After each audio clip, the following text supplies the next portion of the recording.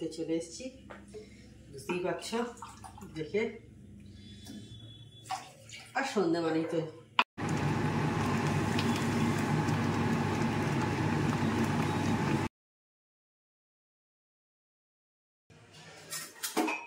Hello, good morning, welcome back to my channel.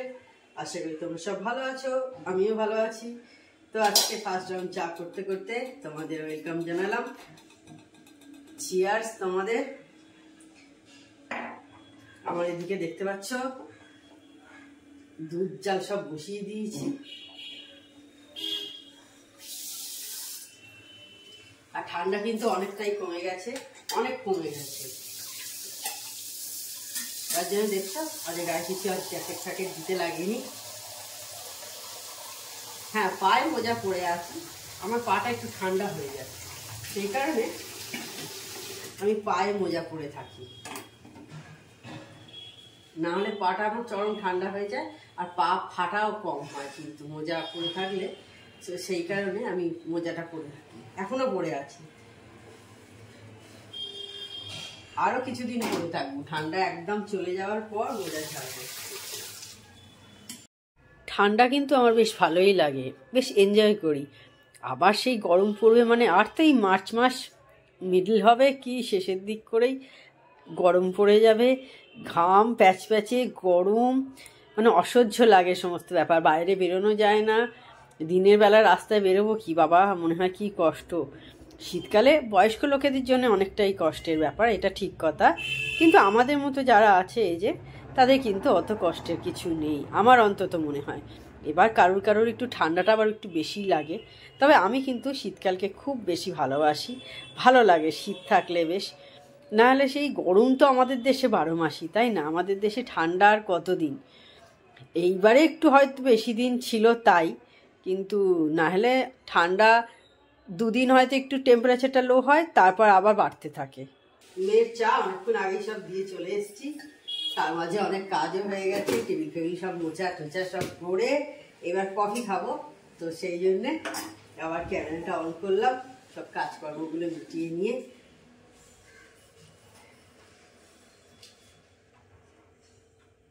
এই কফিটা হচ্ছে আমার ফেভারিট জিনিস, সে কবে শুরু করেছি খাওয়া, বোধহয় পুজোর পরপরই শুরু করেছিলাম। আমার হাজবেন্ড বলতো, তুমি এই গরমে এখন কফি খাচ্ছ, খেও না।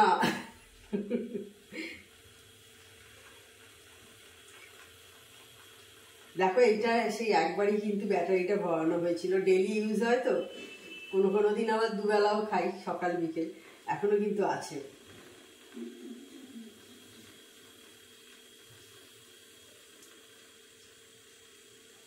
যদিও অনেকে কফি খায় সারা বছর, কিন্তু আসলে আমার হাজবেন্ড কফি খেতে পছন্দ করে না, সেই কারণে।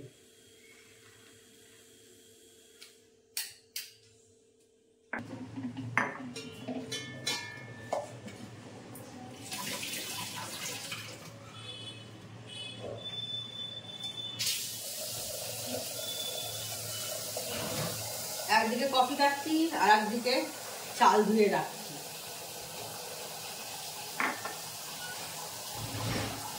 যেই ঠান্ডা কমে গেছে, ঠান্ডা হতে কফি অনেকটা সময় যাচ্ছে,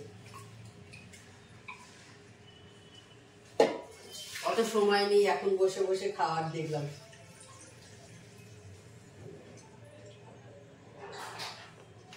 এনে নিয়ে চলে এসে ওই কাজটা সারি।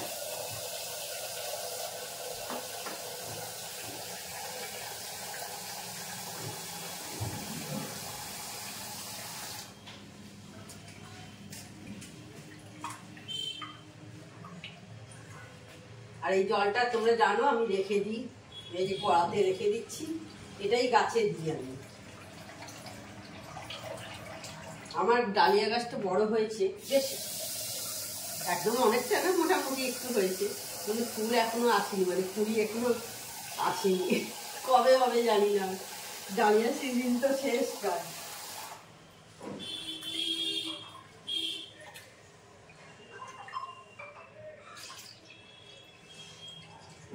হবে যখন দেখা যাক, তোমাদের সাথে শেয়ার করবো অবশ্যই।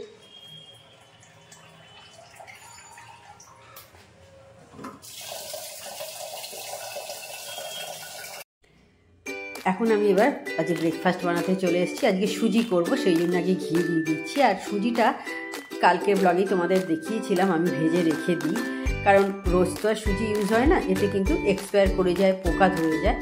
এইভাবে রেখে দিলে কিন্তু শুকনো খোলায় ভেজে তাতে পোকা ধরে না। তো আমি সুজিটা দিয়ে দিলাম। তার আগে দিয়েছিলাম হচ্ছে একটু মৌরি আর তেজপাতা ঘিয়েতে, দিয়ে অল্প একটু ভেজে নিচ্ছি কারণ ভাজাই ছিল। তারপরে এতে দিয়ে দেবো জল, একটু বেশি জল দেবো কারণ সুজি ফোলে সেই কারণে।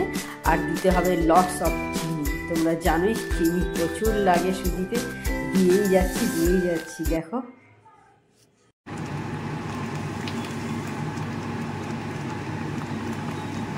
তো স্নান অনেকক্ষণ আগেই আমার হয়ে গেছে, স্নান পুজো। আজ অনেক বাথরুমে টাইম লেগেছে, কারণ আজকে সব 2টো বাথরুম ক্লিন করলাম। বুঝতেই পারছো বাথরুম ক্লিন করতে একটু সময় লাগে। সে সমস্ত করে তারপর শ্যাম্পু করলাম, করে তারপরে প্রায় 45 মিনিট মতো লেগেছে আর কি বাথরুমে। আর আমার দীর্ঘক্ষণ না বাথরুমে থাকলে মনে হয় বাবা কখন বেরোবো, দম বন্ধ হয়ে আসছে মনে হয়। কিন্তু এই সমস্ত 2টো বাথরুম না করলে হতো না। খুবই 2টো বাথরুমই দেখলাম বেশ নোংরা লাগছিল দেখতে, আর আমার পছন্দ হয় না। বেশি দিন ধরে আমি রাখি না ওইভাবে আর কি। একটু নোংরা হয়ে গেলেই আমি চেষ্টা করি ক্লিন করে নেওয়ার।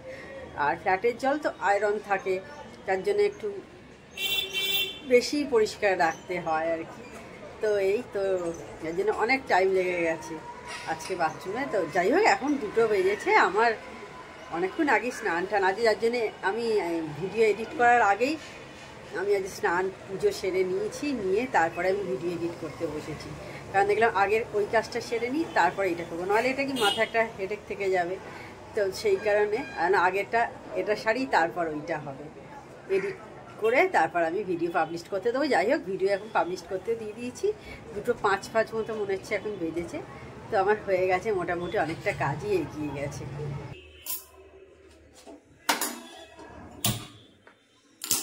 হ্যালো, সেই দুপুরবেলা কখন অনেকক্ষণ ভাত খাওয়ার আগে অন হয়েছিলাম, এটা 2টো ফুটো নাগাদ। আর এখন 6টা বাজে, চা করতে চলে এসেছি। বুঝতেই পারছ দেখে। আর সন্ধ্যা মানেই তো টি টাইম সকলকারই।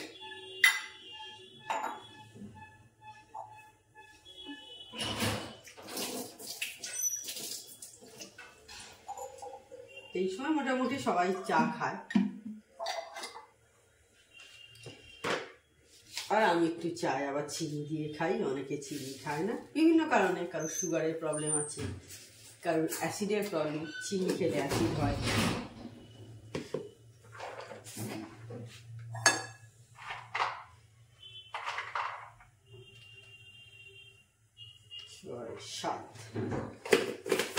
আর এই যে দেখলে কিশমিশ, এদিকে আমন্ড, দেখো সব ধুয়ে ভিজিয়ে রাখছি কালকে সকালের জন্য।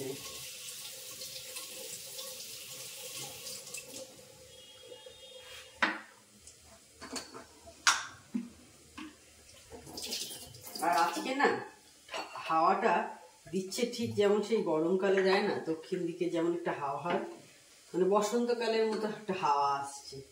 শীত শেষ হওয়ার পর যখন বসন্তকাল শুরু হওয়ার যেটা হাওয়া আসে যেরকম, ঠিক সেই রকম হাওয়া। আজকে কোনো শীতের হাওয়া নেই, ঠান্ডা হাওয়া নেই। কিন্তু আজ সকাল থেকেই দেখছি, যার জন্য এই জানলাটা আমাকে সকালে বন্ধ করে দিতে হয়েছিল। অন্যদিন করতে হয় না, সারা শীতকাল আমি খুলে সকালে কাজ করেছি। আজকে দেখলাম এখানে হু করে হাওয়া দিচ্ছে, ঝর্ণা দিয়ে, যার জন্য যখন রান্না করলো বন্ধ করে করলো। ঠিক আছে, মনে হচ্ছে যেন বসন্তকাল এসে গেছে, ঠিক সেই রকম হাওয়া দিচ্ছে।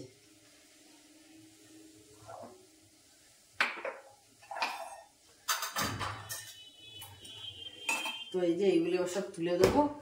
চাটা হয়েই গেল, ঢাকা দিয়ে দেবো এবার।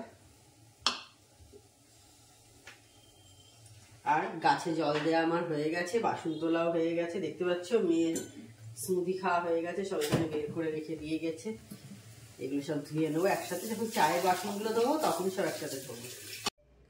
তো সেই সন্ধ্যেবেলা অন হয়েছিলাম, এখন আবার দেখো 10:10 মতো বাজে, একটু বেরিয়েছিলাম রাস্তায়, কিছু কেনাকাটা ছিল। তো তাহলে আজকে ভিডিওটা আমি বড় করছি না। তো আমার চ্যানেল যদি তোমাদের ভালো লেগে থাকে তবে অবশ্যই আমার চ্যানেলকে তোমরা সাবস্ক্রাইব করো, লাইক করো আর শেয়ার করো। আর যেসব বন্ধুরা এখনও পর্যন্ত আমার চ্যানেলকে সাবস্ক্রাইব করোনি তার চটপট আমার চ্যানেলকে সাবস্ক্রাইব করে দিও। Tata, good night, sweet dreams.